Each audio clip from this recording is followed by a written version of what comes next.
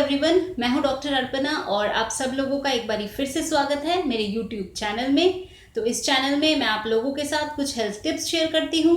हम कुछ डिजीज़ेस के बारे में भी बात करते हैं, उसके ट्रीटमेंट के बारे में, उसके मैनेजमेंट के बारे में बात करते हैं। और आप लोगों की भी अगर कोई भी मेडिकल क्वेरी हो तो आप मेरे से कमेंट सेक्शन में ज़रूर पूछिए, मैं उस पर भी ज़रूर वीडियो बनाऊँगी।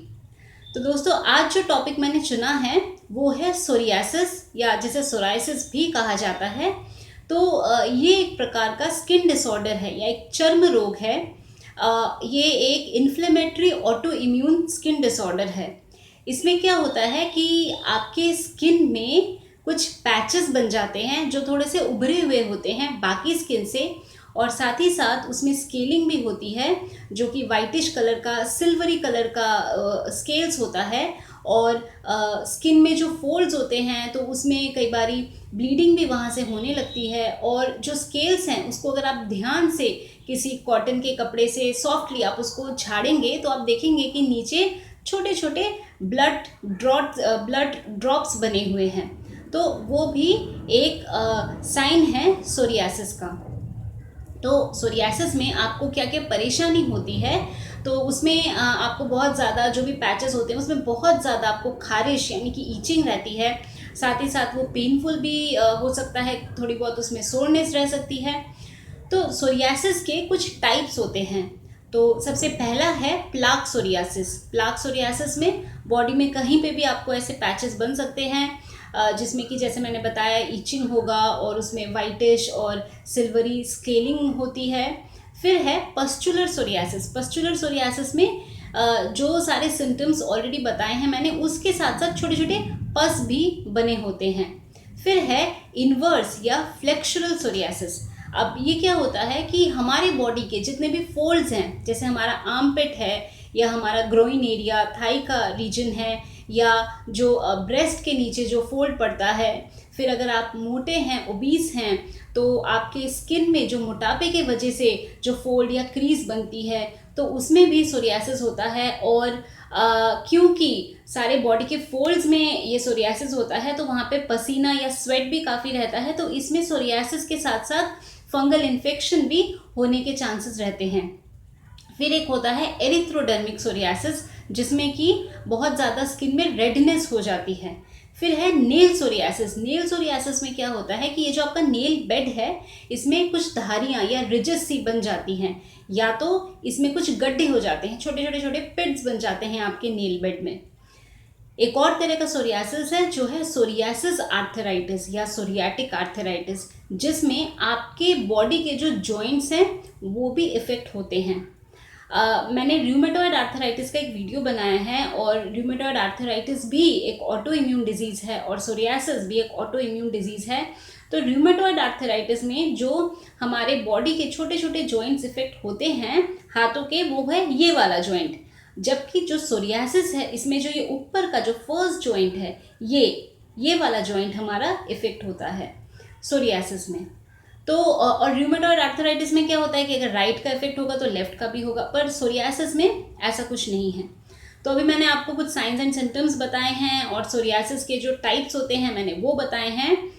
तो अब हम बात करते हैं कि ऐसे कौन से रीजंस हैं जिससे कि आपका सोरियासिस ट्रिगर हो सकता है या फ्लेयर अप हो सकता है।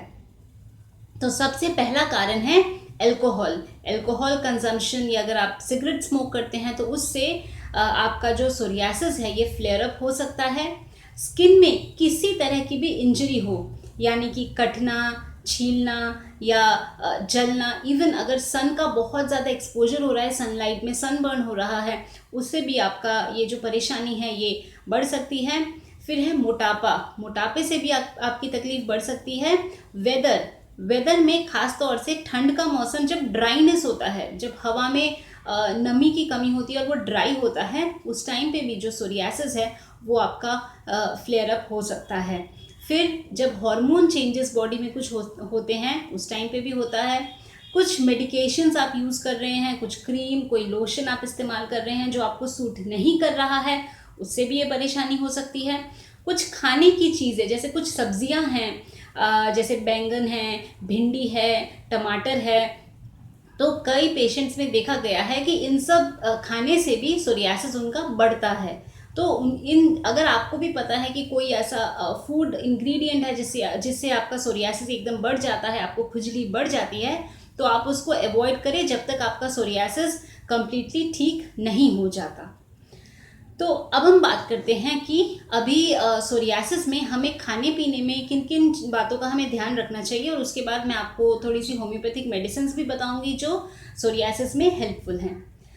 तो खाने में जैसे मैंने आपको बताया कि सोरियासिस एक इन्फ्लेमेटरी कंडीशन है आपकी बॉडी की, तो हमें ध्यान रखना है कि हमें एंटी इन्फ्लेमेटरी खाना खाना है। तो मैंने एंटी इन्फ्लेमेटरी खाना क्या क्या है मैंने एक बारी आपको रूमेटॉइड आर्थराइटिस में भी बताया है, आप वो भी वीडियो देख सकते हैं।